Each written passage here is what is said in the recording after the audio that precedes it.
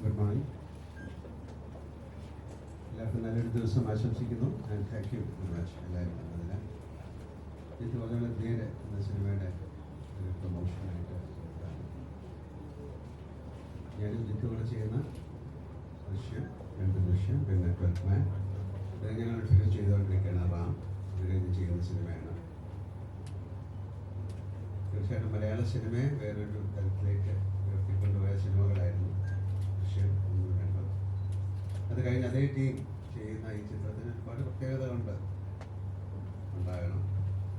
അതുകൊണ്ടാണ് തീർച്ചയായിട്ടും ഇതിലൊരു സിനിമ എടുക്കാൻ ഞങ്ങൾ തയ്യാറായത്. ആ സിനിമയുടെ പേര് പോലെ ഇതിലൊരു സത്യം കണ്ടെത്തുക എന്ന് പറയുന്ന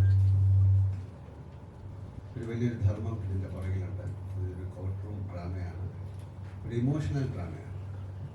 ഇത്രയും പറയാൻ കാര്യം, ദൃശ്യം എന്ന സിനിമയുമായിട്ട് ഈ ചിത്രത്തിന് ഒരു കമ്പാരിസൺ ഇല്ല, അല്ലെങ്കിൽ 12th മാനുമായിട്ടില്ല.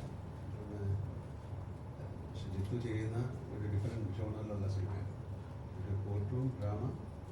ഏതാണ്ട് നമുക്കൊരു 60% അല്ലെങ്കിൽ 70% എങ്ങനെയാണ് ഒരു കോർട്ട് റൂം പ്രവർത്തിക്കുന്നത് എന്നുള്ള അത്രയും വളരെയധികം സൂക്ഷ്മമായി പഠിച്ചതിന് ശേഷം ചെയ്തൊരു സിനിമയാണ്. അതുകൊണ്ട് തന്നെ തീർച്ചയായിട്ടും അതിന് ഒരുപാട് പ്രത്യേകതകളുണ്ട്. സാധാരണ സിനിമയിൽ കാണുന്ന കോർട്ട് റൂം പോലെ ആയിരിക്കില്ല. കുറച്ചുകൂടെ ജെനുവിനായിട്ടുള്ള അപ്രോച്ചാണ് ഈ സിനിമയ്ക്ക്.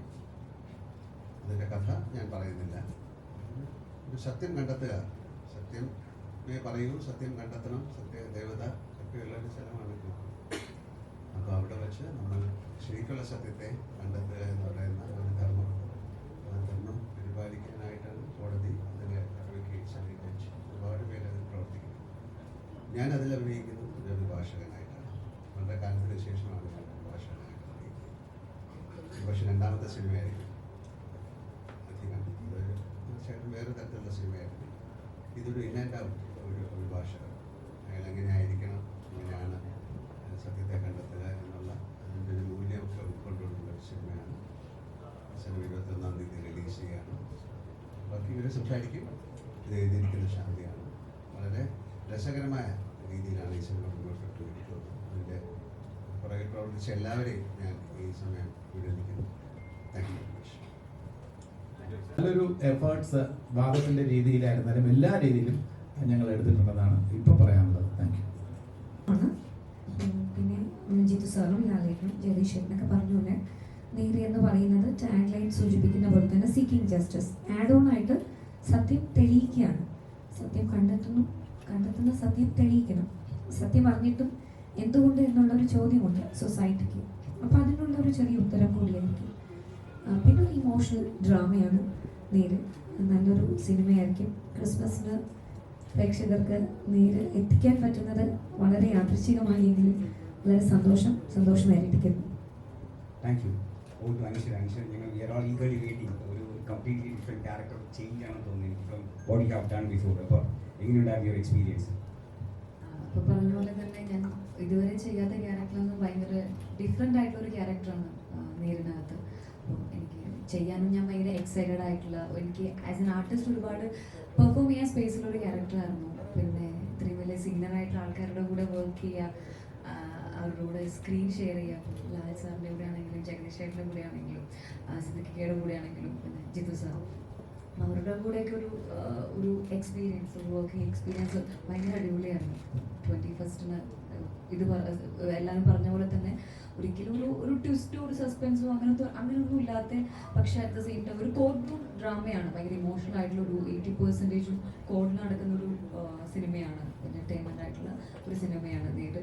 സോ ഭയങ്കര എക്സൈറ്റഡ് ആണ് 21st തിയേറ്ററിൽ കാണാൻ വേണ്ടിയിട്ട്. എല്ലാവരുടെ റെസ്പോൺസ് അറിയാൻ വേണ്ടി ഭയങ്കര എക്സൈറ്റഡ് ആണ്. Thank you so much. നമുക്കൊരു ചെറിയ ടൈം കൺസ്ട്രെയിൻ ഉണ്ട്. So we R opening the Q&A for the press. അപ്പോൾ again I remind you, നമുക്കറിയാം we have a lot of wonderful movies line up ഉണ്ട് from Lal sir, but right now we are concentrating on Neru. So I will kindly request everyone to concentrate on Neru the movie. Alright, please, over to the media. ലാലേട്ടൻ എന്നൊരു performer അടയാളപ്പെടുത്തുന്ന ഒരു ചിത്രമായി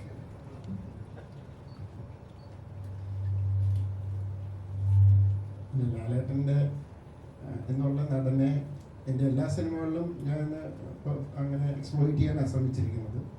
അതിനകത്ത് ഓരോ ജോണറും ഓരോ characterisation അനുസരിച്ചുള്ള രീതിയിലുള്ള ഡിഫറൻസുകളെ ഉള്ളൂ. ഇതിനകത്തും ഓഫ്കോഴ്സ് ഞാൻ ലാലേട്ടൻ്റെ അടുത്ത് വരുമ്പോൾ അദ്ദേഹത്തിൻ്റെ ഏറ്റവും ബെസ്റ്റ് എടുക്കാനാണ് ഞാൻ ശ്രമിക്കുന്നത്.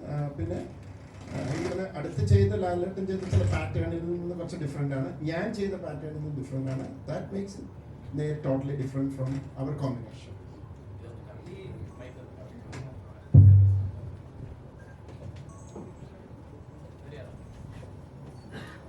ലാലേട്ടന്റെ പ്രേക്ഷകർക്ക് ഏറ്റവും പ്രിയപ്പെട്ട ഈ നിസ്സായനായി മാറുന്ന പല ചിത്രങ്ങൾ ഇപ്പൊ ലൈക്ക് സേതു മാധവൻ അടക്കമുള്ള കുറെ നമ്മളെ മെമ്മറീസ് ആയിട്ട് ഏറ്റവും പ്രിയപ്പെട്ടതായി മലയാള പ്രേക്ഷകർ സൂക്ഷിച്ചു വെച്ച കുറെ ക്യാരക്ടേഴ്സ് അത്രയ്ക്ക് ഉള്ള ഒരു ട്രെയിലറില് അത്രയും ഹിന്റുകളൊക്കെ തരുന്നുണ്ട്. അപ്പം അങ്ങനത്തെ ഒരു സംഗതിയൊക്കെ നമുക്ക് പ്രതീക്ഷിക്കാം. അല്ല, അദ്ദേഹത്തിന്റെ എല്ലാ തരത്തിലുള്ള ജോണറുകളും ആൾക്കാർക്ക് പ്രിയപ്പെട്ടതാണ്. ഇപ്പം അദ്ദേഹം പലതരത്തിലുള്ള വേഷങ്ങൾ കൈകാര്യം ചെയ്തിട്ടുണ്ട്, അതെല്ലാം പ്രിയപ്പെട്ടതാണ്. ഇതിനകത്ത് ഈ പറഞ്ഞ പോലെ ഏതാണ്ടൊക്കെ ഒരു ആ പാറ്റേണിൽ വരുന്ന ഒരു സിനിമയാണ് അദ്ദേഹം. അത് നിങ്ങൾക്ക് ട്രെയിലറിൽ കണ്ടത് തന്നെയാണത്. അതിൽ നിന്ന് ഹൈഡ് ചെയ്തോ അങ്ങനെ ഒന്നുമില്ല. അതാണ് ആ സിനിമ, അതാണ് ആ ക്യാരക്ടറൈസേഷൻ. ലാലേട്ടൻ പറഞ്ഞത് അതിന് ശേഷമാണ് ഒരു വക്കീൽ വേഷത്തിൽ എത്തുന്നത്. നേരെ എന്നൊരു സബ്ജക്ട് കേട്ടപ്പോൾ അത് തനിക്ക് എന്ന് വെച്ചാൽ ലാലേട്ടന് അത് കറക്റ്റ് ആകുമെന്ന് മനസ്സിൽ ആ സബ്ജക്റ്റിൽ എന്താണ് ഉൾപ്പെടുന്നത്? തീർച്ചയായിട്ടും കഥ തന്നെയാണ്. കഥ പറയുമ്പോൾ ആ കഥയുടെ ഒരു എന്താ പറയണ്ടത്, അതിൻ്റെ അകത്തൊരു വലിയൊരു ഗ്രിപ്പുണ്ട്, അതിനൊരു വലിയ സോഷ്യൽ റിലവൻസ് ഉണ്ട്.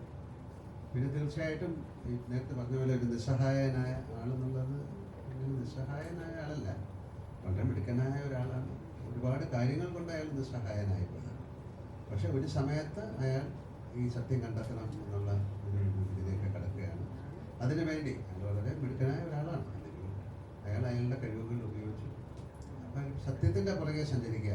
ഇപ്പോൾ ഈ ശാന്തി പറഞ്ഞ പോലെ അത് കണ്ടെത്തിയാൽ മാത്രം പറ്റും, അത് തെളിയിക്കുകയും വേണം. അപ്പോൾ അതിനുള്ള എഫേർട്ട് അയാൾ എടുക്കുകയും തീർച്ചയായിട്ടും അതിൽ അയാൾ സക്സസ്ഫുള്ളായി മാറിയത്. അതാണ് കഥ.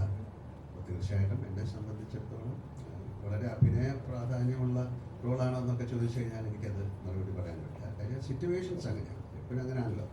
ഒരു ആക്ടറിന് അഭിനയിക്കാൻ സാധിക്കുന്ന സിറ്റുവേഷനാണ്. പിന്നെ കൂടെയുള്ള ആൾക്കാരുടെ ഡയലോഗും കാര്യങ്ങളൊക്കെ കൊണ്ടാണല്ലോ അയാൾ നിർണായ അവസ്ഥയിലേക്ക്. അത്തരത്തിൽ ഒരുപാട് സ്ഥലത്ത് അദ്ദേഹത്തിനൊന്നും പറയാൻ പറ്റാത്ത ഒരു സ്ഥലത്ത് നിന്ന് അയാൾ വീണ്ടും ഉയർത്തെഴുന്നേറ്റ് ഈ സത്യം കണ്ടെത്തുകയാണ്. എന്നെ സംബന്ധിച്ചിടത്തോളം ഇപ്പോൾ എനിക്ക് വരാൻ പോകുന്ന സിനിമകൾ അല്ലെങ്കിൽ മുന്നേ ചെയ്ത സിനിമകളിൽ നിന്നെല്ലാം മാറി ചിന്തിക്കാവുന്നൊരു വേഷമാണ്. അതുകൊണ്ട് തന്നെയാണ് ഈ സിനിമയ്ക്ക് എനിക്കുള്ള പ്രത്യേകത, എനിക്ക് താല്പര്യം തോന്നിയത്. ഇതിനകത്ത് കാണുന്ന നമ്മൾ ട്രെയിലർ കണ്ട കോർട്ടിലെ സീനുകളാണ് കൂടുതലും. ഇതിന്റെ പേര് തന്നെ നേരെ എന്നാണ്. നേരായ വഴിക്ക് നയിക്കുന്ന ആ നയത്തിൽ കൂടെ കേസുകൾ തെളിയിക്കാൻ പറ്റുന്ന ഒരു അഭിഭാഷകനായിട്ട് തന്നെയാണോ താങ്കൾ? കണ്ടിട്ട് പറയാം. അങ്ങനെയാണല്ലോ. അതുകൊണ്ടാണ് നേരെ തെറ്റിരിക്കുന്നത്. അത് ജസ്റ്റിസ് കണ്ടെത്തുക. ഞാനത് നേരത്തെ പറഞ്ഞാൽ തീർച്ചയായിട്ടും എപ്പോഴും അങ്ങനെയല്ലേ, ഒരാൾ ഒരു സിനിമയിൽ അഭിനയിക്കുമ്പോൾ അതിൻ്റെ ക്ലൈമാക്സ് എന്ന് പറയുന്നത് അയാൾ സക്സസ്ഫുള്ളായി മാറുമോ ഇല്ലയോ എന്നുള്ളത് സിനിമ കണ്ടിട്ടേ പറയാൻ. ഒരു പക്ഷേ അയാൾ ചിലപ്പോൾ സക്സസ്ഫുള്ളായി മാറിയേക്കാം, അല്ലാതെ മാറിയേക്കാം. 21-ാം തീയതി വരെ ഒന്ന് അടങ്ങിയിരിക്കും.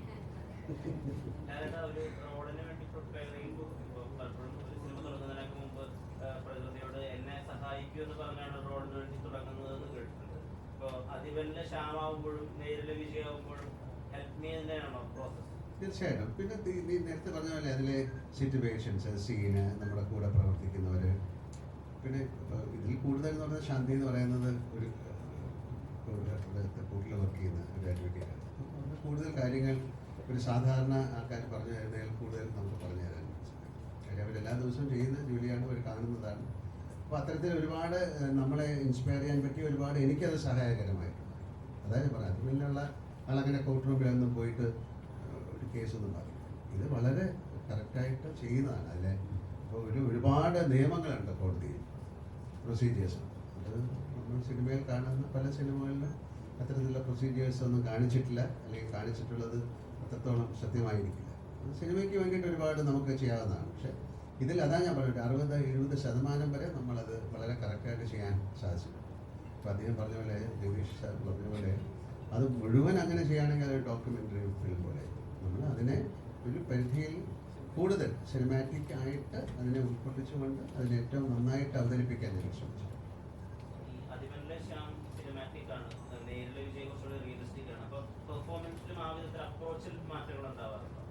തീർച്ചയായിട്ടും ഉണ്ടാവില്ല. അയാൾ കുറച്ചുകൂടെ റിയലിസ്റ്റിക് ആയിട്ടാണ് ഈ സിനിമ ചെയ്തത്. നമുക്കതിൽ ഒരു തമാശയോ കാര്യങ്ങളോ ഒന്നും നമുക്ക് പറയാൻ പറ്റില്ല. പ്രതിയിൽ പ്രത്യേകിച്ച് ആവശ്യമില്ലാത്തൊരു കാര്യം പറയാൻ പാടില്ല എന്നാണ്. അപ്പോൾ അതൊക്കെ മനസ്സിലാക്കിക്കൊണ്ട് തന്നെ വേണം ആ കഥാപാത്രത്തെ നമ്മൾ ചെയ്യാൻ. ലാലേട്ടൻ ചിത്രത്തിനായി പ്രേക്ഷകർ കാത്തിരിക്കാൻ നേരത്ത് അവൻ എന്താണ് എക്സ്പെക്ട് ചെയ്യുന്നത്? നമ്മൾ പറഞ്ഞ ഒരു നല്ല സിനിമയായിരിക്കാം. നമ്മൾ ഇതുവരെ ചെയ്യാത്ത, അല്ലെങ്കിൽ ഇതുവരെ ആരും ഒരുപക്ഷെ സിനിമയിൽ കൊണ്ടുവരാത്തൊരു പ്രമേയമാണ്. അപ്പോൾ അത് ആ സിനിമ കണ്ടിട്ട് വേണം തീരുമാനിക്കാൻ. ഈ എക്സ്പെക്ടേഷൻ എന്ന് പറയുന്നത് എന്താണെന്ന് എനിക്ക് അറിയില്ല. അല്ലേ, നിങ്ങൾ എന്താണ് എക്സ്പെക്ട് ചെയ്യുന്നത്? എപ്പോഴും അങ്ങനെയാണല്ലോ, ഞാൻ ഉദ്ദേശിച്ച പോലെ ശരിയായില്ല, എന്താണ് ഉദ്ദേശം എന്നറിയാൻ പറ്റില്ല. അപ്പോൾ ഞങ്ങൾക്കൊരു സിനിമ ചെയ്യുന്ന സമയത്ത് എൻ്റെ സംവിധായകരായാലും അല്ല അഭിനയിക്കുന്നവരായാലും എന്താണ് എക്സ്പെക്ട് ചെയ്യുന്നത് ആ സിനിമ കൊണ്ട് എന്ന് നമ്മൾ വിചാരിക്കുന്ന പോലെ അല്ലല്ലോ പുറത്ത് വിചാരിക്കുന്നത്. ഇപ്പോൾ നേരത്തെ പറഞ്ഞ പോലെ ഇത് ഭയങ്കരമായ ട്വിസ്റ്റുകളും അല്ലെങ്കിൽ ഭയങ്കര ഒരു ക്രൈം ത്രില്ലറോ അങ്ങനെയൊക്കെയുള്ള സിനിമ അല്ലെന്ന് തന്നെയാണ് ആദ്യമേ ഞങ്ങൾ പറയുന്നത്. അപ്പോൾ അതുകൊണ്ട് അത് എക്സ്പെക്ട് ചെയ്തിട്ട് വരുന്നവർക്ക് ഇങ്ങനത്തെ ഒരു സിനിമ ആയിരിക്കും. പക്ഷെ അവർക്ക് വേറെ ഒരു തരത്തിൽ ഒന്നും എക്സ്പെക്ട് ചെയ്യാതെ ഈ സിനിമ കണ്ടു കഴിഞ്ഞാൽ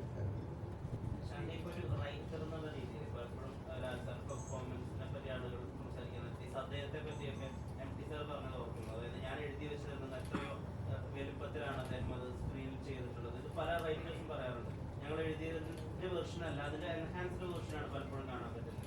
ഒരു റൈറ്റർ പെർസ്പെക്റ്റീവില് നേരിന്റെ എടുത്തിട്ട നേരും എഫക്ട് ഓഫ് നേരും ഒന്ന് എക്സ്പ്ലെയിൻ ചെയ്യാം. പറഞ്ഞത് തന്നെയാണ്, അതൊരു മാജിക് ആയിട്ടാണ് എനിക്ക് തോന്നിയിരിക്കുന്നത്. കാരണം നമ്മൾ എഴുതുന്ന ഡയലോഗ്സ്, എസ്പെഷ്യലി കോഡ് സീക്വൻസിൽ ആ ഡയലോഗ്സ് നമ്മൾ എഴുതുമ്പോൾ എൻ്റെ മനസ്സിൽ നമ്മൾ കേൾക്കുന്ന ഒരു ഡെലിവറി ഉണ്ട്, അതിൻ്റെ മോഡുലേഷനൊക്കെ പ്രതീക്ഷിക്കുന്നതിന് അപ്പുറത്തേക്ക് അതിങ്ങനെ വരുമ്പോൾ പലപ്പോഴും മനസ്സ് നിറഞ്ഞിട്ടാണ് നമ്മൾ നിൽക്കുന്നത്. പിന്നെ ചിലപ്പോൾ ചില ഡയലോഗ്സൊക്കെ ഞങ്ങൾ സ്പോട്ടിലാണ് മാറ്റുന്നത്. അപ്പോൾ ചിലപ്പോൾ ഏട്ടന് ഒരെണ്ണം ആയിരിക്കും നോക്കിയിട്ട് ചിലപ്പോൾ വന്നത്, പെട്ടെന്ന് ആ പേപ്പർ മാറ്റിയിട്ട് ഞാൻ ഓടിപ്പോയി അല്ലാണ്ട് ഇതാണ് എന്ത് കുട്ടിയോ ഇത് ഇങ്ങനെ മാറ്റുന്നു എന്നൊക്കെ പറഞ്ഞിട്ട്. പക്ഷെ അപ്പോഴും ഒരു ലേമൻ ലാംഗ്വേജ് അല്ല അവിടെയാണ് നോക്കേണ്ടത്. ഇപ്പം നമ്മൾ സ്ഥിരമായി ഉപയോഗിക്കുന്ന വാക്കുകളോ കോണ്ടെക്സ്റ്റ്, ഇപ്പം ഞാൻ വക്കീലാണ്, എന്നോട് ഇപ്പോൾ ഒരു മെഡിക്കൽ ടേംസ് കുറേ പറയുമ്പോഴേക്കും എനിക്ക് ആ ഫ്ലോയിൽ പറയാൻ ബുദ്ധിമുട്ടായിരിക്കും. അവിടെയാണ് ലാലേട്ടൻ എന്ന് പറയുന്ന ഒരു ആക്ടർ, ഒരു മനുഷ്യൻ, അദ്ദേഹത്തിന് എപ്പോഴും എനിക്കൊരു അത്ഭുതമായിട്ട് തോന്നുന്നത്. ഒരു അഡ്വക്കേറ്റ് എന്ന നിലയിൽ കോർട്ടുകളിൽ പോകാറുണ്ട്, പോയി കേസുകൾ വാദിക്കാറുണ്ട്. അവിടെ നിന്നുണ്ടായ കുറെ സംഭവങ്ങൾ കൂടെ ഈ സിനിമയിൽ ഉണ്ടാകുമെന്ന് പ്രേക്ഷകർക്ക് പ്രതീക്ഷിക്കാൻ പറ്റും. അത് ലാലേട്ടനിലേക്ക് തന്നെ എത്താൻ കഥ എഴുതുമ്പോൾ ലാലേട്ടനിലേക്ക് തന്നെയാണ് എത്തിയത്. ഇല്ല, രണ്ട് ചോദ്യങ്ങളാണത്. അതിൽ ഒന്നാമത്തത് കോടതിയിൽ ഉള്ള സംഭവങ്ങൾ ഈ സിനിമയിൽ ഉണ്ടാകുമോ എന്നുള്ളതാണ്. കോടതിയിലുള്ള കുറേ സംഭവങ്ങളെല്ലാം ചേർത്തിട്ടായിരുന്നു ഇതിൻ്റെ ആദ്യത്തെയും സെക്കൻഡ് ഡ്രാഫ്റ്റ് ഒക്കെ വന്നത്. അതെല്ലാം പാക്ക് ചെയ്തപ്പോഴേക്കും പോയി. കാരണം അത് നേരെ 1, 2, 3 നമ്മൾ ഇറക്കേണ്ടി വരും. അതെല്ലാം ചെയ്യണമെന്നുണ്ട്. അത് നമ്മൾ ഈ പല എൻ്റർടൈൻമെൻറ്റ് ഇഷ്ടപ്പെടുന്ന ആളുകൾ ഇപ്പോൾ ഒത്തിരി കോഡ് സീക്വൻസ് സിനിമകൾ വരുന്നുണ്ട്, സീരീസ് ആയിട്ടൊക്കെയാണ് കാണുന്നത്. അപ്പോൾ നമുക്ക് ആ ഓരോ ഇൻസിഡൻറ്റിനെയും, ഇപ്പോൾ ഒരു വക്കീലിൻ്റെ ലൈഫ് രാവിലെ കോർട്ടിട്ട് ഇറങ്ങുന്നു, പോകുന്ന വഴി കോടതി, പല സംഭാഷണങ്ങൾ, അതിലൊക്കെ നർമ്മം ഉണ്ടാകും, പല ഇമോഷൻസ് ഒക്കെ ഉണ്ടാകും. ഇത് ശരിക്കും അതിനുള്ളൊരു സ്പേസ് ഇല്ലാഞ്ഞിട്ടാണ് ഞങ്ങൾ വളരെ കുറേ അങ്ങനെയുള്ള മുഹൂർത്തങ്ങൾ എടുത്ത് മാറ്റേണ്ടി വന്നു. പിന്നെ 2 എന്ന് പറയുന്നത് എന്നോട് ചോദിച്ച ചോദ്യം എഴുതുമ്പോൾ ലാലേട്ടൻ മനസ്സിലായിരുന്നു എന്നാണ്. ജിത്തു സാറ് ദൃശ്യത്തിൻ്റെ സമയത്താണ് ഇതിനൊരു ആശയം പറയുന്നത്. അപ്പോൾ ആ സമയത്ത് ആശയം വരുന്നു, അതിൻ്റെ ഒരു 2 മിനിറ്റ് കൊണ്ട് തന്നെ സാർ അത് ആൻ്റണി ചേട്ടനോട് പറയുമായിരുന്നു. അപ്പം ആൻ്റണി ചേട്ടൻ അത് കേട്ടപ്പോൾ തന്നെ അത് വർക്ക് ചെയ്യുമെന്ന് പറയുന്നു. അങ്ങനെ അവിടെ നിന്നാണ് ഞങ്ങളത് തുടങ്ങുന്നത്. അപ്പോഴും ലാലേട്ടൻ കേട്ടിട്ടില്ല. പിന്നെ റാമിൻ്റെ സമയത്ത് UK അവിടെ ഇരുന്നിട്ടാണ് ലാലേട്ടനോട് ഞാൻ ആ കഥ പറയുന്നത്. ഞാൻ പകുതി പറയുന്നു, ഞാനും ആദ്യമായിട്ടാണ് കഥ പറയുന്നത്. പറയുമ്പോൾ പെട്ടെന്ന് ലാലേട്ടൻ അത് കേൾക്കുന്നു, ചിരിക്കുന്നു, ഇതൊക്കെയാണ് എൻ്റെ പ്രതീക്ഷ. പക്ഷേ ഓരോന്നിനും അദ്ദേഹം ലോജിക്കലി ആയിട്ടുള്ള ചോദ്യങ്ങൾ ചോദിക്കുന്നത്, പ്രത്യേകിച്ച് ജിത്തു സാറിൻ്റെ കൂടെയുള്ള വർക്കാണ്. സാറിങ്ങനെ ലോജിക്കെല്ലാം സീൽ ചെയ്യുന്നതാണ്. ആഡ് ഓൺ ടു ദാറ്റ് ഈ സിനിമയിലും അങ്ങനെ ലോജിക്കെല്ലാം. ഇപ്പോൾ ഒരു സീക്വൻസ് കാണുന്നു, ഇതെന്താ ഇങ്ങനെ എന്ന് ചോദിക്കുമ്പോൾ തൊട്ടടുത്ത് മറുപടി പറയുന്ന ശൈലിയാണ് ജിത്തു സാറിൻ്റെ മൂവീസ്. പക്ഷേ ഇതങ്ങനെ ചെയ്യാൻ നമുക്ക് പറ്റില്ല, അത് ഒത്തിരി നീണ്ടുപോകും. മാക്സിമം അത് സീൽ ചെയ്തിട്ടുണ്ട്. അപ്പോൾ അത് കഥ ഡെവലപ്പ് ചെയ്ത് വരുന്ന ഒരു ക്യാരക്ടറൈസേഷൻ വരുമ്പോഴാണ് ലാലേട്ടൻ. നമ്മുടെ ശാന്തിയിൽ നിന്നും എന്താണ് നമുക്ക് ഉൾക്കൊണ്ടാൻ കഴിയുന്നത്? ഒരു അഡ്വക്കേറ്റ് ആണ്, ശാന്തി എന്തൊക്കെയാണ് പറഞ്ഞത് ഓർത്തെടുക്കുകയാണെങ്കിൽ എന്തായിരിക്കും ഓർത്തെടുക്കാൻ? ഈ സിനിമയിൽ പിന്നെ എടുത്തു പറയേണ്ട ഒരുപാട് പേരുകളുണ്ട്. സിദ്ദീഖിൻ്റെ റോളായാലും പ്രിയാമണിയുടെ റോളായാലും ഒക്കെ ഏറ്റവും വളരെ മനോഹരമായിട്ടാണ് ചെയ്തിരിക്കുന്നത്. ഈ സിനിമയിൽ ശാന്തി എന്ന് പറയുന്ന ആളാണ് എന്നെ കൊണ്ടുവന്നിരിക്കുന്നത്, കഥാപാത്രം അഭിനയിക്കുന്നത്. അതുപോലെ തന്നെ കഥയിലും ഒരു കാരണമാണ് ഞാൻ ഈ കൂട്ടിലേക്ക്. അതുകൊണ്ട് അവരാണ് അതിൻ്റെ കീ ഫാക്ടർ സിനിമയുടെ. അപ്പോൾ അവർ അതെങ്ങനെ വരുന്നു എന്നൊക്കെയുള്ള സിനിമ കാണുമ്പോൾ തീർച്ചയായിട്ടും ശാന്തിയുടെ ഒരുപാട് ഹെൽപ്പ് ഉണ്ട്. അഡ്വക്കേറ്റ് നമുക്കറിയില്ലല്ലോ. ചില ഇപ്പോൾ ഫോർ എക്സാമ്പിൾ ഇപ്പോൾ ജഡ്ജിൻ്റെ നമ്മൾ തിരിച്ച് സീറ്റിലേക്ക് വരുമ്പോൾ പുറം ബാക്ക് കാണിക്കാൻ പാടില്ല. ബിഹേവിയർ പാറ്റേൺ ഒരുപാട് തരത്തിലുള്ള കാര്യങ്ങൾ അവർ വെളിയിക്കുന്നത് ഇരിക്കുന്നത് അതൊന്നും നമ്മൾ ഇങ്ങനെ കോടതിയിൽ കയറിയിട്ടുണ്ട്. പക്ഷേ സ്ഥിരമായിട്ട് പോകാത്തതുകൊണ്ട് അതിനെക്കുറിച്ച് അറിഞ്ഞില്ല. അപ്പോൾ അത്തരത്തിലുള്ള വളരെ മൈന്യൂട്ട് അത് പെട്ടെന്ന് ഒരാൾക്ക് പറഞ്ഞു കൊടുക്കാൻ പറ്റില്ല. ഇങ്ങനെ ക്രോസ് ചെയ്യാൻ പാടില്ല, അല്ലെങ്കിൽ അദ്ദേഹത്തിന് ഇങ്ങനെ പറയും, ഇങ്ങനെ കുനിയണം, ഒരുപാട് കാര്യങ്ങൾ പോകുന്നു, അങ്ങനെ ഒരുപാട് കാര്യങ്ങളുണ്ട്. അപ്പോൾ അത്തരത്തിൽ ഒരുപാട് സഹായം എനിക്ക് മാത്രമല്ല സിദ്ദിഖിനായാലും. കാര്യം ഒരു പുതിയ ഇത് റിയലിസ്റ്റിക് ആയിട്ട് മാക്സിമം നന്നായിട്ട് ചെയ്യണം എന്നുള്ളതുകൊണ്ട് അപ്പോൾ പലപ്പോഴും നമ്മൾ പല കൂട്ട് സീനുകൾ സിനിമയിൽ കാണുന്നതൊന്നും അല്ല ശരിക്കും. അപ്പോൾ അതിൻ്റെ ഏറ്റവും മനോഹരമായിട്ട് ഈ ചിത്രത്തെ അവതരിപ്പിക്കാൻ പിന്നെ എനിക്ക് സാധിച്ചതിൽ ഒരു കീ ഫാക്ടർ ശാന്തിയാണ്. Thank you. ലാലേട്ടാ, ഈ ഇപ്പം നമുക്കറിയാം ജിത്തു ജോസഫുമായിട്ട് തന്നെ ഈ ഇപ്പൊ മലയാളത്തിലെ ഒരു ചിത്രം റീച്ച് ആവുന്നതിൽ ഏറ്റവും അധികം റീച്ച് ആയ ദൃശ്യമടക്കം നമുക്ക് ശ്രദ്ധിച്ചതാണ്. അപ്പൊ അതിൻ്റെ അകത്ത് ട്രീറ്റ്മെന്റിലും കഥയിലും സ്ക്രിപ്റ്റിന്റെ ഓരോ ഇതിൻ്റെ അകത്ത് പോലും വ്യത്യസ്തത കീപ്പ് ചെയ്തിട്ടുണ്ട്. അപ്പൊ ഈ ചിത്രത്തിന്റെ ട്രീറ്റ്മെന്റിലാണോ സ്റ്റോറിയിലാണോ ലാലേട്ട എക്സൈറ്റഡ് ആയത്? ട്രീറ്റ്മെന്റ് എന്ന് പറയുന്നത് ഇതിന് ഒരുപാട് ലിമിറ്റേഷൻ ഉണ്ട്. കോർട്ട് റൂം ഡ്രാമയ്ക്ക് അതിൻ്റെ അകത്തിൽ നിന്ന് ഒരു ഓരോ സിനിമ എടുക്കേണ്ട രീതിയുണ്ട്. ഈ സിനിമയിൽ ഭയങ്കരമായ ട്രീറ്റ്മെന്റ്, ഭയങ്കര അങ്ങോട്ടും ഇങ്ങോട്ടും അങ്ങനെയൊന്നും കാണിക്കാൻ പറ്റില്ല. ഇതൊരു സ്റ്റോറി ടെല്ലിംഗ് ആണ്, ഒരു കഥയാണ്, അതിലെ ഇൻസിഡൻസ് ആണ്. അത്തരത്തിൽ കഥയ്ക്ക് വളരെയധികം പ്രാധാന്യമുണ്ട്. അതിലെ ഓരോ ഇൻസിഡൻറ്റിനും പ്രാധാന്യമുണ്ട്. അതെങ്ങനെ കണ്ടുപിടിക്കുന്നു എന്നുള്ളതിനൊക്കെ പ്രാധാന്യമുണ്ട്. അപ്പം ട്രീറ്റ്മെൻറ്റ് എന്നുള്ളത് തീർച്ചയായിട്ടും അതിൻ്റെ മേക്കിങ്ങും വളരെ രസകരമായിട്ടാണ്. പിന്നെ ഒരു റൂമിൻ്റെ അകത്ത് നിന്നുകൊണ്ട് ആൾക്കാർക്ക് മുഷിപ്പിക്കാത്ത തരത്തിൽ ആ ഫിലിം ഉണ്ടാക്കുക എന്ന് പറയുന്നത് നല്ല പ്രയാസം വരെയാണ്. അപ്പോൾ അത്തരത്തിൽ അതിനെ വളരെ എന്താ പറയേണ്ടത്, ഏറ്റവും മനോഹരമായിട്ട് അതിനെ കൈകാര്യം ചെയ്തു എന്നാണ് ഞാൻ ഡബ് ചെയ്തപ്പോൾ മനസ്സിലായത്. അങ്ങനെ സംഭവിക്കട്ടെ എന്ന് പ്രാർത്ഥിക്കുന്നു. ഒരു സിനിമയുടെ ടൈറ്റിൽ ഡിസൈൻ ശരിക്കും കൂടുതലും ആ സിനിമയുടെ കഥയായിട്ട് ബന്ധപ്പെട്ടിട്ടാണ് ഡിസൈൻ ടൈറ്റിൽ ചെയ്യുന്നത്. ശരിക്കും ഇത് നോക്കി കഴിഞ്ഞാൽ ബുക്ക് തുറന്നു വയ്ക്കുന്നു, പെട്ടെന്ന് നമുക്ക് കാണുമ്പോൾ ആ ബുക്കിന്റെ ഉള്ളിൽ ആ പേരിന്റെ ഡിസൈൻ ചിലപ്പം കാഴ്ച പരിമിതമായിട്ടുള്ള ഒരു ബ്രെയിൻ ലീവ് പോലെ നമുക്ക് ഫീൽ ചെയ്തേക്കാം. ചിലപ്പോൾ തെറ്റായിരിക്കാം. ഒരു പക്ഷേ സിനിമ ഇറങ്ങിയതിന് ശേഷമുള്ള ഡയറക്ടർ ബ്രില്യൻസ് ആയിട്ട് വരാനുള്ള ഡിസൈൻ ആയിരിക്കും. ഡയറക്ടർ ബ്രില്യൻസ് ഒന്നുമില്ല, അതിനകത്ത് കഥാപരമായി ഒരു ചെറിയ കണക്ഷൻ ഉണ്ട്. അത് നിങ്ങൾ ഓൾറെഡി അത് നിങ്ങൾക്ക് മനസ്സിലായതുമാണ്. അത് മനസ്സിലാക്കി തരണം എന്നുള്ള ഉദ്ദേശത്തിൽ തന്നെ ഞങ്ങൾക്ക് ഹൈഡ് ചെയ്യാനൊന്നും ഉദ്ദേശമില്ലായിരുന്നു. അപ്പോൾ അങ്ങനെ വർക്ക് ചെയ്തപ്പോൾ ഇത് എങ്ങനെ ഡിഫറെൻ്റ് ആയിട്ട് ഇതിനോട് അപ്രോച്ച് ചെയ്യാന്ന് പറഞ്ഞപ്പോൾ ഞാനെന്തോ ഇങ്ങനെ ഒരു സാധ്യതയുണ്ട്. അപ്പം എന്തുകൊണ്ട് അങ്ങനെ ഒരു ആ ഒരു ടെക്സ്റ്ററിൽ അത് ചെയ്യാം എന്നുള്ളതാണ്. അത് എല്ലാവർക്കും മനസ്സിലായല്ലോ അതെന്താണെന്നുള്ളത് എല്ലാവർക്കും നന്നായിട്ട് അറിയാം. അത്രേ ഉള്ളൂ. അത് ബ്രില്യൻസ് എന്ന് പറയുന്ന അങ്ങനത്തെ ഒരു സാർ, ഈ ലാലേട്ടനുമായിട്ടുള്ള സിനിമകൾ നമുക്കെല്ലാം പ്രേക്ഷകർക്ക് ഹിറ്റ് തന്നിരിക്കാൻ താങ്കളാണ്. നിങ്ങൾ തമ്മിലുള്ള കെമിസ്ട്രി എന്താണ്? ഞങ്ങൾ തമ്മിലുള്ള കെമിസ്ട്രിയാണ് എനിക്കറിയില്ല. ഞാൻ ലാൽ സാറിൻ്റെ അടുത്ത് ആദ്യം പോയി ദൃശ്യത്തിൻ്റെ ഒരു കഥ പറഞ്ഞു, അദ്ദേഹത്തിന് ഇഷ്ടപ്പെട്ടു. ഈയിടെ കുറച്ച് മുമ്പ് ഒരാളിനോട് ചോദിച്ചു, ലാൽ സാറുമായിട്ട് ഇങ്ങനെ വീണ്ടും വീണ്ടും സിനിമകൾ ചെയ്യുന്നു, എന്താണ് അതിന് നിങ്ങൾ തമ്മിലുള്ള റിലേഷൻ എന്ന്. ഞാൻ കൊടുക്കുന്ന കഥ ഇഷ്ടപ്പെടുന്നു, അതുകൊണ്ട് ചെയ്യുന്നു. ഞാനിപ്പോൾ ഒരു കഥ കഴിയുമ്പോൾ അദ്ദേഹത്തിന് ഇഷ്ടപ്പെട്ടില്ല, അദ്ദേഹം ചെയ്യില്ല, അത്രേ ഉള്ളൂ. It's very simple. അപ്പോൾ പക്ഷേ നമ്മൾ കുറച്ചാളിങ്ങനെ വർക്ക് ചെയ്ത് കഴിയുമ്പോൾ, 2-3 വട്ടം വർക്ക് ചെയ്യുമ്പോൾ നമുക്ക് മനസ്സിലാവും. ഇപ്പം ലാൽ സാർ അത് ചെയ്യുമ്പോൾ ഓക്കെ ഇതാണ് അത് ഉദ്ദേശിച്ചത് മനസ്സിലാവും, ഞാൻ എന്താണ് ഉദ്ദേശിക്കുന്നത് മനസ്സിലാവും. അതങ്ങനെ ഒരു സിങ്ക് ആവും. അതുണ്ട്, അത് കുറച്ച് ഈസി ആവും നമുക്ക് കാര്യങ്ങൾ ഇത് ചെയ്യാനായിട്ട്. പിന്നെ ബേസിക്കലി ഒരു വിശ്വാസമാണ് ലാൽ സാറിന് എന്നില്ല. അപ്പം ഞാനൊരു കഥ പറയുമ്പോൾ അദ്ദേഹം എന്നോട് പറഞ്ഞു ഇതിങ്ങനെയാണ്, നല്ല കഥയാണ്, ഇത് ആൾക്കാരെ എൻഗേജ് ചെയ്ത് നിർത്തേണ്ടതാണ്, അത് ജിത്തുവിൻ്റെ റെസ്പോൺസിബിലിറ്റിയാണ്, ജിത്തു ഇത് മനോഹരമായിട്ട് ചെയ്യുമെന്നുള്ള വിശ്വാസമാണ് എനിക്കുണ്ട്. ആ വിശ്വാസം എന്നിൽ അർപ്പിച്ചു. ആ വിശ്വാസം ഇതാവുമെന്നിട്ട് 21-ാം തീയതി അറിയാം. അപ്പം അങ്ങനെ ഒരു ബേസിക്കലി ഒരു കോൺഫിഡൻസ് ഉണ്ടാക്കും എന്നിൽ. അതാണ് സാറിനുള്ള വിശ്വാസമാണ് ലാലേട്ടൻ, സാറിന് ലാലേട്ടനുള്ള വിശ്വാസമാണ് പ്രേക്ഷകർ. തീർച്ചയായിട്ടും എനിക്ക് എന്തായാലും ഇപ്പം അദ്ദേഹത്തെ വിശ്വസിക്കാൻ അങ്ങനത്തെ ഒരു ഇഷ്യൂ ഇല്ലല്ലോ. അദ്ദേഹം ഒരു പ്രൂവൺ ആക്ടറാണ്. ചെന്ന് കഴിയുമ്പോൾ അത് ഇഷ്ടപ്പെടുക എന്നുള്ളതാണ് നമ്മുടെ ടെൻഷൻ. ഇഷ്ടപ്പെട്ടാൽ പിന്നെ ബാക്കി റെസ്പോൺസിബിലിറ്റി ഉണ്ട്, അത് ആൾക്കാരിലേക്ക് നന്നായിട്ട് എത്തിക്കാൻ. ലാലേട്ട, മലയാള പ്രേക്ഷകർ മോസ്റ്റ് എക്സൈറ്റഡ് ആയിട്ട് കാത്തിരിക്കുന്ന ഒരു പ്രൊജക്റ്റ് ആണ് മലൈക്കോട്ടെ ബാലൻ. തിയേറ്ററിൽ തീ പറഞ്ഞു ഇതാദ്യം കഴിയട്ടെ. അല്ല എങ്കിലും ഡിഫറെൻറ്റ് ജോണറിലുള്ളൊരു സിനിമയാണ്. തീർച്ചയായിട്ടും ആ സമയത്ത് നമുക്കിതുപോലെ ഒന്നുകൂടെ നമുക്ക് സംസാരിക്കാം. അത് ഭയങ്കര ചോദ്യങ്ങൾക്ക് ഞാൻ മറുപടി പറയാം. നല്ല എല്ലാ സിനിമയും നമ്മൾ തുടങ്ങുമ്പോൾ നേരത്തെ പല പ്രാവശ്യം ഞാൻ പറഞ്ഞിട്ടുള്ളത് പോലെ എല്ലാ സിനിമയും തുടങ്ങുമ്പോൾ ഇത് ഏറ്റവും വലിയ സിനിമയായി മാറണേ എന്ന പ്രാർത്ഥനയോട് കൂടിയാണ് അതിലെല്ലാവരും വർക്ക് ചെയ്യുന്നത്. ഓരോ സിനിമയ്ക്ക് ഓരോ ജാതകമുണ്ട്, അതങ്ങനെ മാറിപ്പോകും. അതിൽ തീർച്ചയായിട്ടും നമുക്ക് തോന്നിയ ഒരു വികാരം ആ സിനിമയിലുണ്ടെങ്കിൽ അതാണ് എക്സ്പെക്റ്റേഷൻ. അത് ആ സിനിമ കണ്ടിട്ടേ പറയാൻ പറ്റും. നമുക്ക് കിട്ടിയിരിക്കുന്ന ജോലി ചെയ്യുന്നു, നമ്മുടെ കൂടെ ഉള്ളവരുടെ കൂടെ സഞ്ചരിക്കുന്നു. പിന്നെ അത് പുറത്തിറങ്ങി കഴിയുമ്പോഴാണല്ലോ ഞാൻ വിചാരിച്ച പോലെ പറ്റിയില്ല, എന്താണ് വിചാരിച്ചതെന്ന് ഞങ്ങൾക്ക് അറിയാനും പറ്റില്ല. അപ്പോൾ അതിന് വലിയൊരു എന്താ പറയുക, ഇതൊരു സീക്രട്ട് റെസിപ്പിയാണ് സിനിമ എന്ന് പറയുന്നത്. അതുകൊണ്ടാണ് നമ്മുടെ തീ പാറട്ടെ. തീർച്ചയായും തീർച്ചയായും. അതെ, എനിക്ക് സാറ് കഥ പറഞ്ഞപ്പോഴും എന്നെ എക്സൈറ്റ് ചെയ്യിച്ചുള്ള ഫാക്ടർ അതാണ്. ട്രെയിലർ കണ്ട ആൾക്കാർക്ക് മനസ്സിലായത് തന്നെ ആയിരിക്കണം.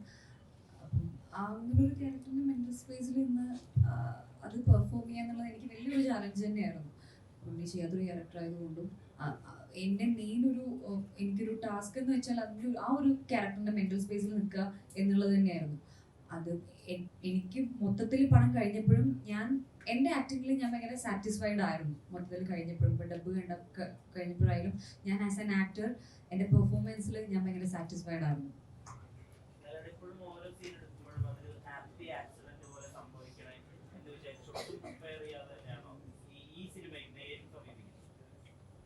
അല്ലല്ല, അത് കാര്യം നേടി കുറച്ചുകൂടെ ഇപ്പോൾ നമ്മൾ ഡയലോഗ്സ് ഒക്കെ നമുക്ക് ഇഷ്ടം പോലെ ഒന്നും പറയാൻ പറ്റില്ല, അതിൽ മാറ്റി പറയാനൊന്നും പറ്റില്ല. കുറച്ചുകൂടെ നമ്മളതിനെക്കുറിച്ച് കുറച്ചുകൂടെ എന്താ പറയുക, സീരിയസ് അപ്രോച്ച്. പക്ഷേ മറ്റ് സിനിമകളിൽ നമ്മൾ കുറച്ചുകൂടെ റിലാക്സ്ഡ് ആയിരിക്കും. ഇതിൽ കുറച്ചുകൂടെ നമ്മൾ ഡയലോഗൊക്കെ പറയുന്നതും ഒരുപാട് എന്താണ് കോടതിയുടെ ഭാഷയുണ്ട്, പിന്നെ കേസ് നമ്പർ, കാര്യങ്ങൾ പറയുന്ന രീതി, മോഡലേഷൻ. അപ്പോൾ അതുകൊണ്ട് കുറച്ചുകൂടെ കെയർഫുള്ളായിട്ട് തന്നെയാണ് എല്ലാവരും ചെയ്യുന്നത്. പിന്നെ ഇതിന് എന്താ പറയണ്ട,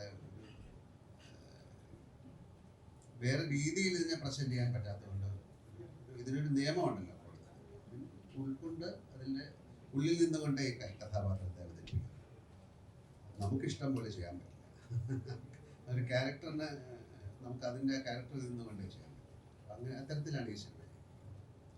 ഇപ്പോൾ ഈ ജഗദീഷ് നേരത്തെ പറഞ്ഞ ജഗദീഷിൻ്റെ ഏറ്റവും നല്ലൊരു റോളാണ്. കുട്ടിയുടെയുമായാലും വളരെ നന്നായിട്ടാണ് ഞാൻ ഡബ് ചെയ്തപ്പോഴൊക്കെ കുട്ടി ചെയ്തിരിക്കുന്നത്. അതൊരു വളരെയധികം ബോൾഡായിട്ടുള്ളൊരു പെൺകുട്ടിയുടെ റെപ്രസെൻറ്റേഷനാണ്. നമ്മൾ ആ സിനിമയിൽ അത് പറയുകയും ചെയ്യുന്നുണ്ട്. ഏറ്റവും കൂടുതൽ നിസ്സഹായനായ ഒരു അച്ഛനായിട്ടാണ് ജഗദീഷ് ചെയ്തിരിക്കുന്നത്. ഇതൊക്കെ വളരെ എന്താ പറയുക, നമുക്ക് ഒരു പക്ഷേ വളരെയധികം എന്താ പറയുക, സങ്കടം തോന്നുന്ന ഒരു സിനിമയായിരിക്കും.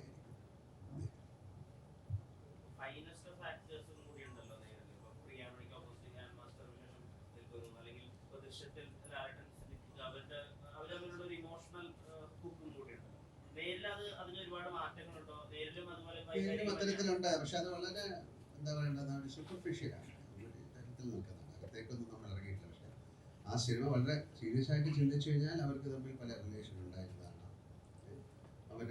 അത് ആ സിനിമയുടെ എൻഡിലൊക്കെ അത് വളരെ സെറ്റിലായിട്ട് നമ്മളത് കാണിക്കുന്നു. എല്ലാം ഞാൻ പറഞ്ഞു അച്ഛൻ കഥാപാത്രങ്ങളാണ് പറഞ്ഞ പോലെ കൂടുതലും ഇപ്പോൾ വന്നുകൊണ്ടിരിക്കുന്നത്. നമ്മൾ പല അച്ഛൻ കഥാപാത്രങ്ങൾ വന്നുകൊണ്ടിരിക്കുകയാണ്. നമ്മുടെ മനസ്സിൽ ആഴത്തിൽ ഫീൽ ചെയ്യുന്ന ഒരു സബ്ജക്റ്റ് ആയിരിക്കും കഥ. അച്ഛനാണെന്നാണ് ഇപ്പോൾ ലാലേട്ടൻ പറഞ്ഞത്.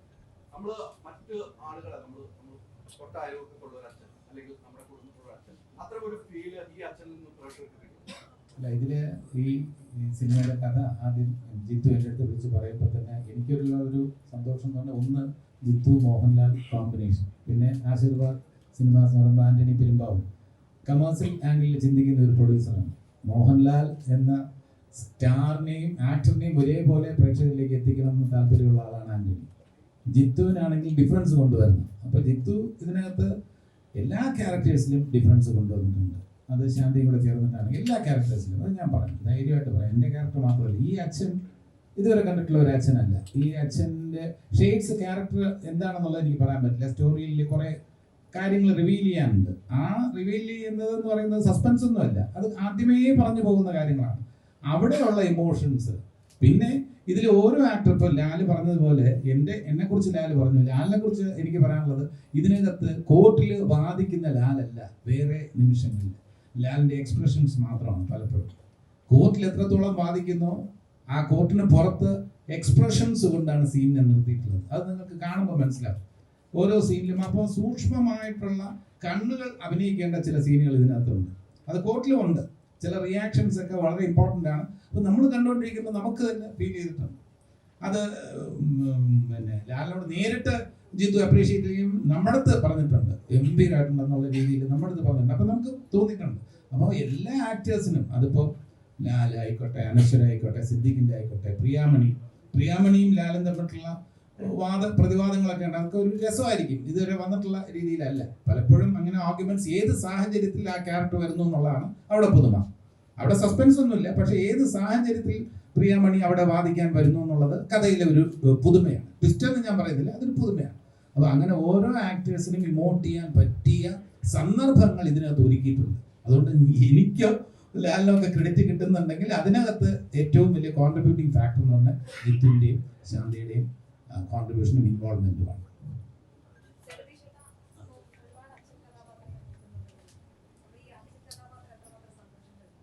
തീർച്ചയായിട്ടും കാലത്തിന്റെ മാറ്റങ്ങൾക്കനുസരിച്ച്, നമ്മുടെ പ്രായത്തിന്റെ മാറ്റം അനുസരിച്ച് നമുക്ക് മെച്യൂർഡ് ആയിട്ടുള്ള ക്യാരക്ടേഴ്സ് കിട്ടുമ്പോൾ സന്തോഷമാണ്. കാരണം ഞാൻ ഏറ്റവും കൂടുതൽ പൂവാലിനായിട്ടൊക്കെ അഭിനയിച്ചിട്ടുള്ള ഒരാളാണ്. മനസ്സിലായില്ലേ? അപ്പോൾ കോളേജ് അധ്യാപനത്തിൽ നിന്നും വഴിവെക്കിൽ നിന്ന് പെമ്പിള്ളേരെ കമന്റ് അടിച്ച് അടി കിട്ടിയിട്ടുള്ള ആളാണ് ഞാൻ. സിനിമയിൽ ഒരുപാട് വായൻകുട്ടിയായിരുന്നാലും അപ്പക്കുട്ടിയായിരുന്നാലും അങ്ങനെയൊക്കെ. അതിൽ നിന്ന് ഇപ്പോൾ എൻ്റെ പ്രായത്തിനനുസരിച്ച് വ്യത്യസ്തതയുള്ള ഒരു അച്ഛനിൽ നിന്നും വേറൊരു അച്ഛൻ ഡിഫറൻസ് കിട്ടുമ്പോഴാണ് നമുക്ക് സന്തോഷം. ഇപ്പോൾ വാലിമയിലെ അച്ഛനിൽ നിന്നും എൻറ്റയർലി ഡിഫറെൻ്റ് ആയിട്ടുള്ള ഒരു അച്ഛൻ, ഇതിനകത്ത് ഇമോഷൻസ് ഒക്കെ ഉള്ള ഒരു അച്ഛനെ കിട്ടുമ്പോൾ, ഹെൽപ്ലെസ് ആയിട്ടുള്ള ഒരു അച്ഛനെ കിട്ടുമ്പോൾ വളരെ സന്തോഷമാണ്. വളരെ സട്ടിലായിട്ട് പെർഫോം ചെയ്യാൻ പറ്റിയ ഒരു സബ്ജക്റ്റാണ്. അതിനനുസരിച്ചുള്ള ഒരു ആവിഷ്കാരമാണ്. അപ്പോൾ അതിൽ തീർച്ചയായിട്ടും ഞാൻ വളരെ ഹാപ്പിയാണ്. ഈ പ്രോജക്റ്റിന്റെ ഭാഗമാകാൻ കഴിഞ്ഞാൽ എനിക്ക് സന്തോഷവും അഭിമാനമുണ്ട്. പ്രേക്ഷകരുടെ റിസൾട്ടിനായി കാത്തിരിക്കുന്നു. ലാലേട്ടൻ ചിത്രം എന്ന് പറയുന്നത് ഫാമിലി ഒന്നടക്കം തിയേറ്ററിലേക്ക് ഇറങ്ങുമെന്ന് അറിയാം. എങ്കിലും ചോദിക്കട്ടെ, സലാറുമായിട്ട് ഈ ചിത്രം ഫ്ലാഷ് ബേസ് ആണല്ലോ, സാർ എങ്ങനെ നോക്കിയാണ്? അല്ല, സലാർ ടോട്ടലി ഡിഫറെന്റ് ആയിട്ടുള്ള സിനിമയാണ്. അതൊരു ആക്ഷൻ ബേസ്ഡ്. അതുപോലെ അത് പോയി കാണുക. അത് കണ്ടു കഴിയുമ്പോഴത്തേക്കും അന്നേരം നേരിട്ടുണ്ടാവും. അത് വന്ന് കണ്ടാലും മതി, അതൊന്നും പ്രശ്നമൊന്നുമില്ല. പക്ഷെ ഇത് കൂടുതലും എനിക്ക് തോന്നുന്നത് ആക്ഷൻ ഒന്നുമില്ലല്ലോ. ഇതങ്ങനത്തെ ഒരു ഫാമിലി എമോഷൻ അങ്ങനെ ഇഷ്ടപ്പെടുന്നുള്ളവരായിരിക്കും ആദ്യം വരുന്നത്. അപ്പം തീർച്ചയായിട്ടും ഇതൊരു ബേസിക്കലി ഞാൻ ചെയ്യുന്ന സിനിമ എപ്പോഴും എല്ലാ ഫാമിലി എന്ന് പറയുന്ന ഒരു ഇതിലാണ് എപ്പോഴും ചെയ്യുന്നത്. അപ്പം എൻ്റെ ടാർഗറ്റഡ് ഓഡിയൻസും ഫാമിലിയാണ്. എന്നിട്ട് ചെറുപ്പക്കാരും അവരാരും കാണരുതെന്നല്ല, അവരും വന്ന് കാണണം എന്നുള്ള ഇതുണ്ട്. അത് അവരുടെ ചോയ്സാണ്. ഇപ്പോൾ ഞാൻ എവിടെയോ കണ്ടു, നമ്മുടെ ട്രെയിലറെല്ലാം വന്നു കഴിഞ്ഞപ്പം ഒരു പയ്യൻ എഴുതിയിട്ടുണ്ട്, നേരെ ട്രെയിലർ കൊള്ളാം, അപ്പം മോർണിംഗ് ഷോയ്ക്ക് സലാറിന് പോവാം, എന്നിട്ട് ആഫ്റ്റർനൂണ് നേര് കാണാം. അവിടെ തീരുമാനിച്ചു കഴിഞ്ഞു. അത് അയാളുടെ ചോയ്സാണ്. മനസ്സിലായി? Last two page please.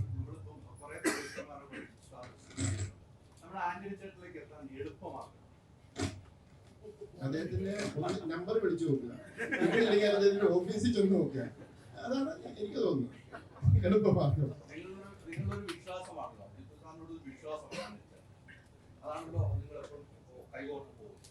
വിശ്വാസമുണ്ട്. പക്ഷെ ആന്റണിക്കും കഥ ഇഷ്ടമാണ്. പ്രൊഡ്യൂസറാണെന്ന് പറഞ്ഞ ജോസഫ് വന്നു, ഓക്കെ, നമ്മളെ പരിചയമുള്ള ഒരാളല്ലേ വിളിച്ചു. അങ്ങനെയല്ല, സിനിമ കഥ കേൾക്കുമ്പോൾ ആന്റണിക്ക് ഒരു ജഡ്ജ്മെന്റ് ഉണ്ട്. ആന്റണിക്ക് നിങ്ങൾക്ക് ആർക്കും അറിയാൻ മേലാത്തൊരു കാര്യം ഞാൻ പറയാം. പണ്ട് ഞാൻ വേറൊരു എൻ്റെ രണ്ടാമത്തെ പടം മമ്മി ആൻഡ് മീ എന്ന് പറയുന്ന സിനിമ, അതിൻ്റെ പ്രൊഡ്യൂസർ ജോയ് തോമസ് കേട്ട് കഴിഞ്ഞാൽ അദ്ദേഹത്തിൻ്റെ സുഹൃത്താണ് ആന്റണി പെരുമാ. അദ്ദേഹം പറഞ്ഞു, ആന്റണി എടുത്ത് അത് ഞാൻ ആന്റണിയെ അറിയാം, പക്ഷെ ഞാൻ സിനിമ ചെയ്തിട്ടില്ല, ഒന്ന് കഥ പറയണം എനിക്ക്. ഞാൻ ഓർത്ത പ്രൊജക്റ്റ് അടക്കിയില്ലായിരുന്നു. കാരണം അദ്ദേഹം ചെയ്യുന്ന പടങ്ങൾ വരും. ഞാൻ ചെന്ന് കഥ പറഞ്ഞപ്പോൾ ആന്റണി എഴുതിയിട്ട് ഒരു ഉഗ്രൻ സിനിമ ജോയ് തീർച്ചയായിട്ടും ചെയ്തിരിക്കുന്നത്. അദ്ദേഹത്തിന്റെ ജഡ്ജ്മെന്റ് ഉണ്ട്. അപ്പൊ അദ്ദേഹം കഥ കേട്ടിട്ട് അദ്ദേഹം ഇത്തിരി ഇഷ്ടമായാലാണ് അധികം പ്രൊഡ്യൂസർ ഇൻവെസ്റ്റ് ചെയ്യുമ്പോൾ അത് ചിന്തിക്കുകയല്ലോ. അത് വേണ്ട.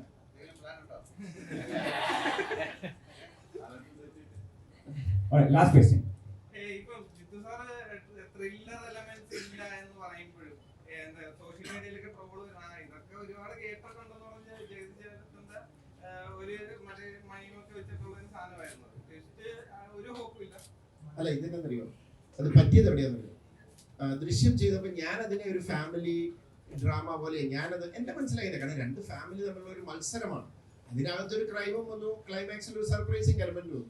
എൻ്റെ ഒരു അബദ്ധത്തിനും ഒരു പേടി കൊണ്ടാണ്, ടെൻഷൻ കൊണ്ടാണ് ഈ 2 ഇറങ്ങിയ സമയത്ത് ഞാൻ ഇങ്ങനെ അറിയാതെ കയറി പറഞ്ഞു പോയി. ഇതിനകത്ത് അങ്ങനെ വലിയ ട്വിസ്റ്റ് ഒന്നും ഇല്ലാതെ, കാരണം ടെൻഷൻ കൊണ്ട് പറഞ്ഞാണ്. അത് കഴിഞ്ഞ പിന്നെ ഞാൻ പറയുന്നതായിരുന്നു വിശ്വസിക്കുന്നുമില്ല. പക്ഷേ ഇത് കാരണം വെച്ചാൽ ഇത് ഞാൻ വളരെ ഇതായിട്ട് എക്സ്പ്ലെയിൻ ചെയ്യാം. ക്രൈം ഉണ്ട് ഇതിനകത്ത്. ഇതുവരെ ഞാൻ ചെയ്യുന്ന സിനിമയിലൊക്കെ ഒരു ക്രൈം നടക്കുന്നു, അത് നടന്നു കഴിയുമ്പോൾ എവിടെയോ ഒളിച്ചിരിക്കുന്ന ഒരു കൾപ്രിറ്റ്, അയാളെ അന്വേഷിച്ച് കണ്ടുപിടിക്കുന്നു, അങ്ങനെയൊക്കെ ഒരു പാറ്റേൺ. ആ സെക്ഷനാണ് ഞാൻ ഇത്രയും നാൾ നോക്കിയത്. ഇത് അവിടെയും ആ ക്രൈം കണ്ടുപിടിച്ച് കഴിഞ്ഞൊരു കോടതി ഉണ്ടായിരുന്നു. ഞാൻ അങ്ങോട്ട് പോയിട്ടില്ല. ഇവിടെ ഒരു ക്രൈം നടക്കുന്നു, 5 മിനിറ്റ് നിങ്ങൾക്ക് മനസ്സിലായി ആരാ ചെയ്തത്, എന്താണ് ക്രൈം, എല്ലാം മനസ്സിലായി. അവിടുന്ന് അതെടുത്ത് ഞങ്ങൾ കോടതിയിലേക്ക് പ്ലേസ് ചെയ്യുന്നു. കോടതിയിൽ എന്താണ് നടക്കുന്നത്?